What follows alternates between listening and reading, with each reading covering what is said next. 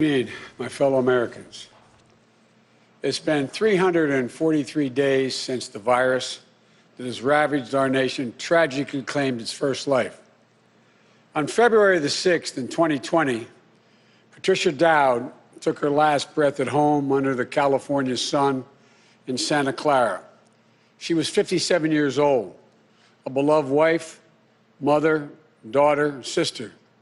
She never knew she had the virus at the time when most folks never heard about the virus. But just like that, she was gone. And almost exactly 1 year later, nearly 400,000 of our fellow Americans have met the same cruel fate. Countless families and friends left behind with unrelenting grief and guilt, anger and frustration. And the emptiness felt by the loss of life is compounded by the loss of our way of life. During this pandemic, millions of Americans, through no fault of their own, have lost the dignity and respect that comes with a job and a paycheck. Millions of Americans never thought they'd be out of work. Many of them never even envisioned the idea, are facing eviction, waiting for hours in their cars to feed their families as they drive up to a food bank. Millions have kept their jobs but have seen their hours and paychecks reduced, barely hanging on as well. That's happening today in the United States of America. Just as in the midst of the dark winter of this pandemic, as cases, hospitalizations, and deaths spike at record levels, there is real pain overwhelming the real economy. One where people rely on paychecks, not their investments, to pay for their bills and their meals and their children's needs. You won't see this pain if your scorecard is how things are going on Wall Street. But you will see it very clearly if you examine what the twin crises of a pandemic and this sinking economy have laid bare. The growing divide between those few people at the very top who are doing quite well in this economy and the rest of America. Just since this pandemic began, the wealth of the top 1% of the nation has grown roughly $1.5 trillion since the end of last year, 4 times the amount for the entire bottom 50% of American wage earners. Some 18 million Americans are still relying on unemployment insurance. Some 400,000 small businesses have permanently closed their doors. And it's not hard to see that we're in the middle of the once-in-several-generations economic crisis with a once-in-several-generations public health crisis. The crisis of deep human suffering is in plain sight, and there's no time to waste. We have to act, and we have to act now. This is what economists are telling us. More importantly, it's what the values we hold dear in our hearts as Americans are telling us. A growing chorus of top economists agree that the moment of crisis, in this moment of crisis, with interest rates at historic lows, we cannot afford inaction. It's not just that smart fiscal investments, including deficit spending, are more urgent than ever. It's that the return on these investments in jobs, racial equity, will prevent long-term economic damage, and the benefits will far surpass the cost. A growing number of top economists has shown even our debt situation will be more stable, not less stable, if we seize this moment with vision and purpose. And so tonight, I'd like to talk to you about our way forward, a 2-step plan of rescue and recovery. A 2-step plan to build a bridge to the other side of the crisis we face to a better, stronger, more secure America. Tonight, I'll lay out my first step, the American Rescue Plan that will tackle the pandemic and get direct financial assistance and relief to Americans who need it the most. Next month, in my first appearance before a joint session of Congress, I will lay out my Build Back Better recovery plan. It'll make historic investments in infrastructure, that Build Back Better plan. Infrastructure, manufacturing, innovation, research and development, and clean energy. Investments in a caregiving economy and in skills and training needed by our workers to be able to compete and win in the global economy of the coming years. Moody's, an independent Wall Street firm, said my approach will create more than 18 million good-paying jobs. Our rescue and recovery plan is a path forward with both seriousness of purpose and a clear plan, with transparency and accountability, with a call for unity that is equally necessary. And unity is not some pie-in-the-sky dream. It's a practical step to getting the things we have to get done as a country get done together. As I said when it passed in December, the bipartisan COVID-19 relief package was a very important first step. And I'm grateful for the Democrats, Republicans, and independent members of Congress who came together to get it done. But I said at the time, it's just a down payment. We need more action, more bipartisanship, and we need to move quickly. We need to move fast. Our rescue plan starts aggressively in order to speed up our national COVID-19 response. The vaccines offer so much hope, and we're grateful to the scientists and researchers and everyone who participated in the clinical trials. We're also grateful for the rigorous review and testing that has led to millions of people around the world already being vaccinated safely. But the vaccine rollout in the United States has been a dismal failure thus far. Tomorrow, I will lay out our vaccination plan to correct course and meet our goal of 100 million shots at the end of my first 100 days as president. This will be one of the most challenging operational efforts we have ever undertaken as a nation. We'll have to move heaven and earth to get more people vaccinated, to create more places for them to get vaccinated, to mobilize more medical teams to get shots in people's arms, to increase vaccine supply, and to get it out the door as fast as possible. We'll also do everything we can to keep our educators and students safe, to safely reopen a majority of our K-8 schools by the end of the first 100 days. We can do this if we give the school districts, the schools themselves, the communities, the states, the clear guidance they need, as well as the resources they need that they can't afford right now because of the economic dilemma they're in. That means more testing and transportation, additional cleaning and sanitizing services in those schools, protective equipment and ventilation systems in those schools.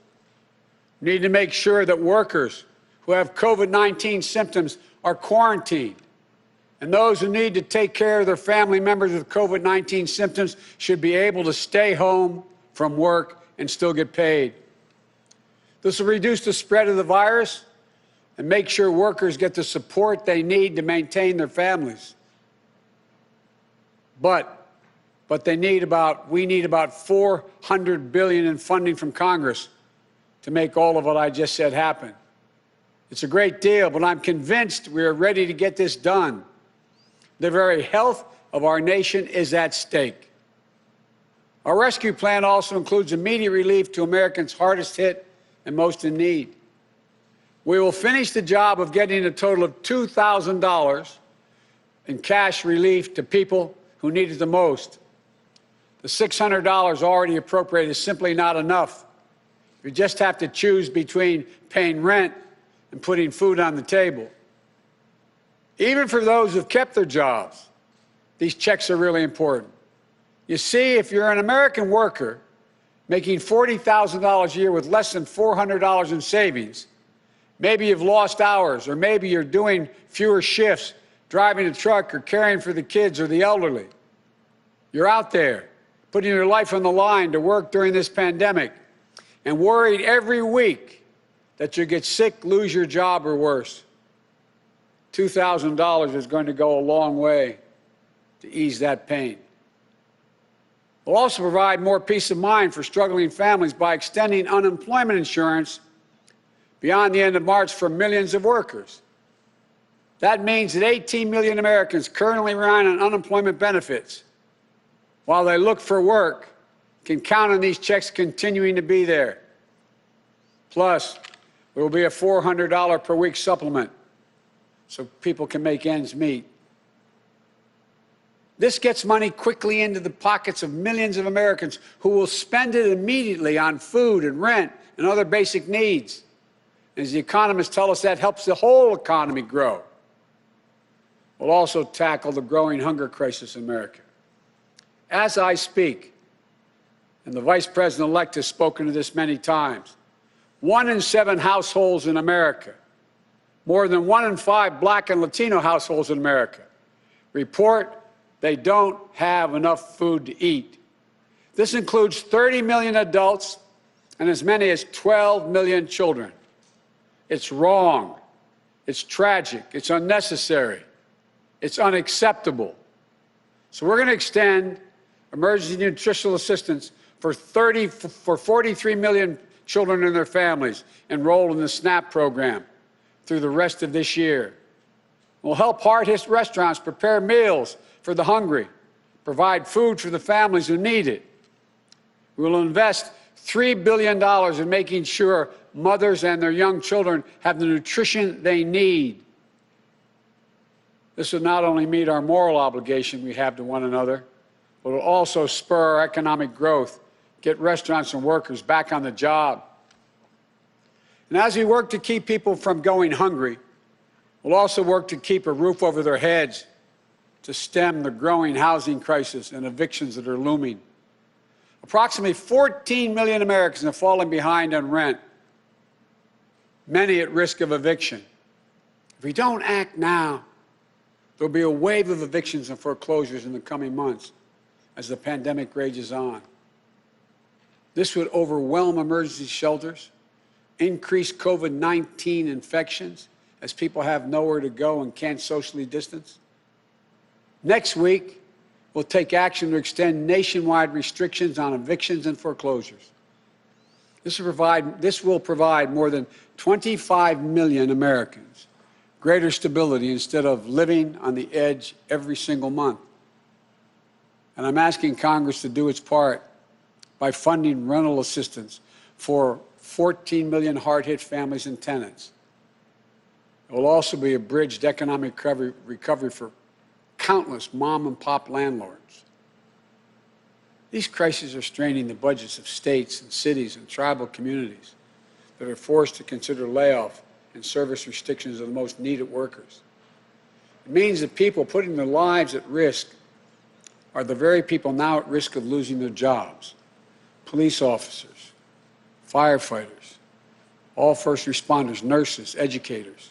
You know, over the last year alone, over 600,000 educators have lost their jobs in our cities and towns.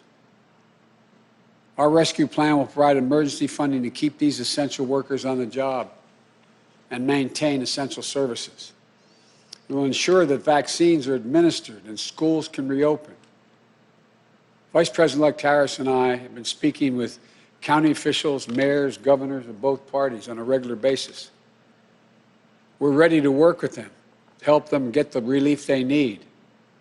Our rescue plan will also help small businesses that are the engines of our economic growth, our economy as a whole, the glue that holds communities together as well. But they're hurting badly. And you realize they account for nearly half of the entire total U.S. workforce. Our rescue plan will provide flexible grants to help those hardest hit small businesses survive the pandemic, and the low-cost capital that will help entrepreneurs of all backgrounds create and maintain jobs, plus provide the essential goods and services that communities depend upon. Last week, I laid out how we'll make sure that our emergency small business relief is distributed swiftly and equitably, unlike the first time around. We're going to focus on small businesses on Main Street. We'll focus on minority-owned small businesses, women-owned small businesses, and finally having equal access to the resources they need to reopen and to rebuild. And we will be responsible with taxpayers' dollars, ensuring accountability that reduces waste and fraud and abuse like we did in the Recovery Act that I administered in our administration. Direct cash payments, extended unemployment insurance, rent relief, food assistance, keeping essential frontline workers on the job, aid to small businesses. These are the key elements to the American Rescue Plan that would lift 12 million Americans out of poverty and cut child poverty in half. That's 5 million children lifted out of poverty if we move. Our plan will reduce poverty in the Black community by 1/3, reduce poverty in the Hispanic community by almost 40%. And includes much more, like an increase in the minimum wage to at least $15 an hour. People tell me that's going to be hard to pass. Florida just passed it. As divided as that state is, they just passed it. The rest of the country is ready to move as well. It should be a national minimum wage of $15 an hour. No one working 40 hours a week should live below the poverty line. And that's what it means. If you work for less than $15 an hour and work 40 hours a week, you're living in poverty. It includes access to affordable child care that will enable parents, particularly women, to get back to work. I look forward to working with members of Congress of both parties to move quickly to get the American Rescue Plan to the American people. And then we can move with equal urgency and bipartisanship to my Build Back Better recovery plan that I will call for next month to generate even more economic growth. American manufacturing was the arsenal of democracy in World War II. It will be so again. Imagine a future made in America, all made in America, and all by Americans. We'll use taxpayers' dollars to rebuild America. We'll buy American products, supporting millions of American manufacturing jobs, enhancing our competitive strength in an increasingly competitive world. Imagine historic investments in research and development to sharpen America's innovative edge in markets where global leadership is up for grabs, markets like the battery technology, artificial intelligence, biotechnology, clean energy.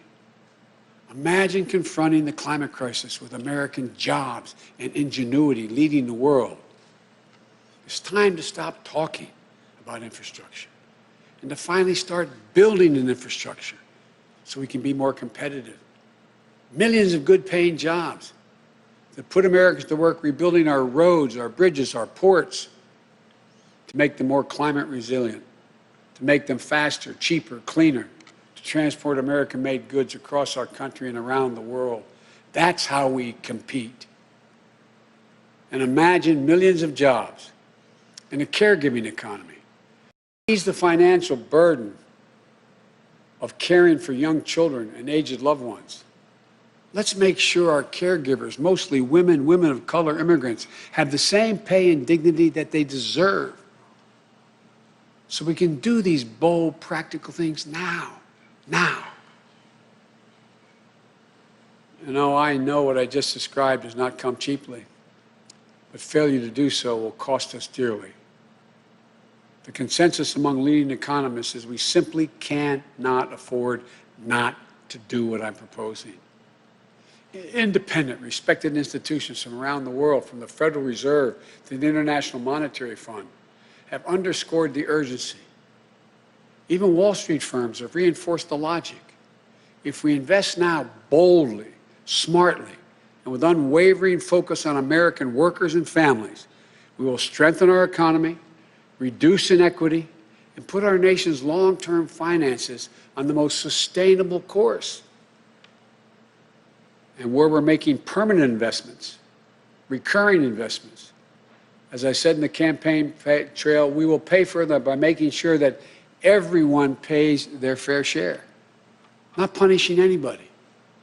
We can do it without punishing a single person by closing tax loopholes for companies that ship jobs overseas, or to allow American companies, 90 of them, the top Fortune 500, to pay zero in federal income taxes, asking everyone to pay their fair share at the top so we can make permanent investments to rescue and rebuild America.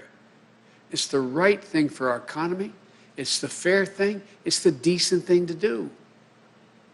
We not only have an economic imperative to act now, I believe we have a moral obligation. In this pandemic, in America, we cannot let people go hungry. We cannot let people get evicted. We cannot watch nurses, educators, and others lose their jobs. We so badly need them. We must act now and act decisively. My fellow Americans, the decisions we make in the next few weeks and months are going to determine whether we thrive in a way that benefits all Americans, or whether we stay stuck in a place where those at the top do great, while economic growth for most everyone else is just a spectator sport, and where American prospects dim, not brighten. These investments will determine whether we reassert American leadership and outcompete our competitors in the global economy. We're better equipped to do this than any nation in the world. Or whether we watch them catch up and pass us by. Together, I know which path we'll choose. And that includes all Americans, so we can own the 21st century. But even with all these bold steps, it's going to take time to get where we need to be. There will be stumbles, but I will always be honest with you about both the progress we're making and what setbacks we meet. And there will, and here's the deal, the more people we vaccinate, the faster we do it, the sooner we can save lives and put this pandemic behind us and get back to our lives and our loved ones. And the sooner we can rescue and rebuild the American economy, the biggest and most profitable engine in the world. I know it's been nearly a year that tested us beyond measure. For all of you who have lost someone, my heart goes out to you. I know that feeling looking at an empty chair across the table. All of you who've fallen on hard times, I know you can never get back what you lost. But as your president, I know that every day matters and every person matters. From the very first to the nearly 400,000 lost American souls and counting, to the millions of you just looking for a fighting chance in this economy, I promise you, we will not forget you. We understand what you're going through. We will never, ever give up. And we will come back. We'll come back together. Well, we didn't get into all this overnight. We won't get out of it overnight. And we can't do it as a separated and divided nation. The only way we can do it is to come together as fellow Americans, as neighbors, as the United States of America. And when we do, there's nothing beyond our capacity. I've said this many times. When America acts as one, there's never been a single thing we've been unable to do, no matter how consequential the issue has been. Out of all the peril of this moment, I want you to know, I give him a word, I see the promise as well. We've seen clearly what we face now. And I remain so optimistic about America. As optimistic as I've ever been. We have everything we need, but the will must be demonstrated. So come Wednesday, we begin a new chapter. The Vice President-elect and I will do our best to meet all the expectations you have for the country and the expectations we have for it. I'm confident. I am truly confident. Together, we can get this done and come out better off than when we went into this crisis. God bless you all, and may God protect our troops.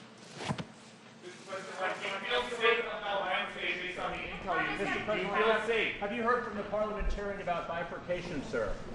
Will bifurcation work with this agenda and Come on, impeachment? guys, travelers, leave the load. Travelers.